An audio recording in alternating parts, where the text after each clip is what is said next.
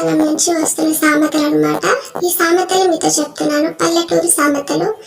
అన్ని తెలిసినవాడు అమావాస్య రోజు వస్తే ఏమి అరగనోడు ఏకాశి రోజు వచ్చాడంట. అంటే అన్ని తెలిసినోడు మంచి రోజు చావలేదని, ఏం తెలియనోడు మంచి రోజు ఏకాశి రోజు చచ్చిపోయాడని అర్థం. అలానే ఒక బిడ్డున్నోడికి ఒక గొడ్డున్నోడికి అన్ని కష్టాలు. 4-5 పిల్లలున్నోళ్ళు పెళ్లి చేసి పంపించిన ఎటువంటి ఆడపిల్లలతో దిగులు ఉండదు. కానీ ఒక బిడ్డున్నోడికి ఒక గొడ్డున్నోడికి ఒక బర్రె కోసం నిలబడిపోవాలి, ఒక బిడ్డ కోసం జరగదని బాధపడిపోవాలి. కొండల కాడివే కొండల కాడికి రావడం అంటే చెప్పరా? ఇప్పుడు పరిస్థితులు అలా తయారైపోయినాయి. కొండలు వెళ్ళిపోతున్నాయి, అనిపోతున్నాయి. దాన్నే కొండల కాడివే కొండల కాడికి రావడం అంటారు. అన్ని తోకుంటూ పోతుంటే కొండల కాడి వచ్చి కొండల కాడికి వస్తుంది. కాటికి దగ్గర అవడం, ఊరికి దూరం అవడం అంటే ఏంటో చెప్పిన ఏం లేదు. వయసు పెరిగే కొన్ని కాటికి దూరం దగ్గర అయిపోతుంటాం, ఊరికి దూరం అయిపోతుంటాం, బంధాలకి దూరం అయిపోతుంటాం. దాన్ని కాటికి దగ్గర అవడం, ఊరికి దూరం అవడం అంటారు. పెద్దల మాట సద్దనమాట.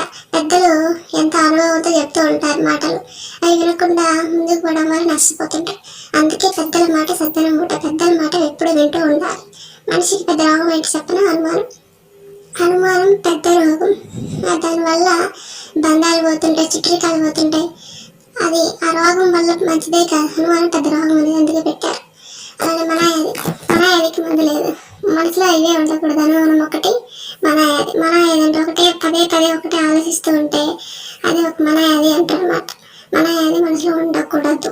ప్లీజ్ ఇలాంటి వీడియోస్ తెలుసుకోవడానికి సామెతలు కానీ వీడియోస్ కానీ ప్లీజ్ సబ్స్క్రైబ్ చేయండి. అలానే సపోర్ట్ చేయండి, కామెంట్ చేయండి యువర్ ఒపీనియన్స్.